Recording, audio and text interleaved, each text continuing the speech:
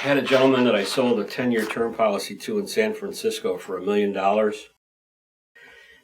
And 9 years, and we had developed a connection in between. We would talk every once in a while, just, call to say hi.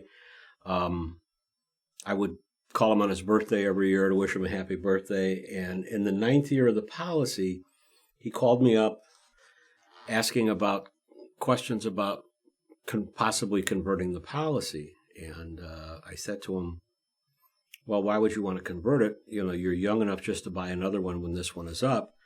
At which point he told to me that he had just been diagnosed with terminal cancer and he was dying. And the doctor had given him 12 months. So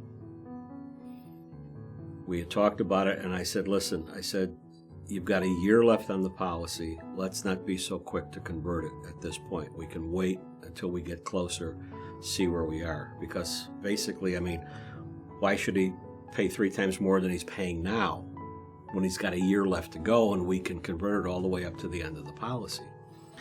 And he kind of, told me a little bit about what was going on, and we talked about it. And I called him back about a month later, and he sounded worse on the phone when I talked to him. And I said, listen, are you, what's going on with you medically? And he says, well, I've been going through, I've had some experimental treatments that they've been giving me and so forth. And I said, do you need any money?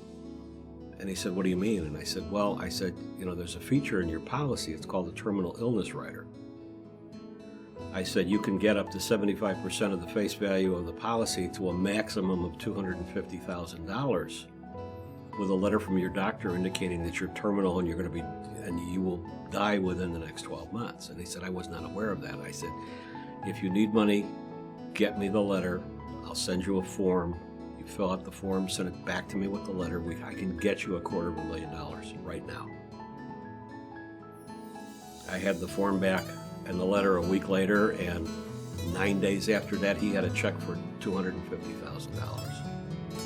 And we talked a few more times after that, and I guess it was about 4 months later, I got a call from his son that he had died, and son wanted to know what he needed to do to file the claim, and I sent him a death claim form, told him that he needed a certified death certificate and the form filled out, and then the balance of the money would be received. And I was devastated when it happened. 3 weeks later, I got a call from his wife, and I had never spoken to her, and she was crying. I started crying, and she told me in no uncertain terms about how much he had talked about me, how he felt about this whole thing, how he felt about me, and the fact that I was able at the last minute to do this for him. And it was just, that's the kind of experience, that's what makes this job worthwhile, okay, is those, the average agent who sits across the kitchen table from a guy may write 35, 40, maybe 50 apps a year if he's lucky, okay? The type of volume that we do here and the amount of business that we write here and the length of time that I've been here, you're going to have people die. Pure and simple, it's going to happen. And when it does, especially if you built a relationship with some of these people, it hurts.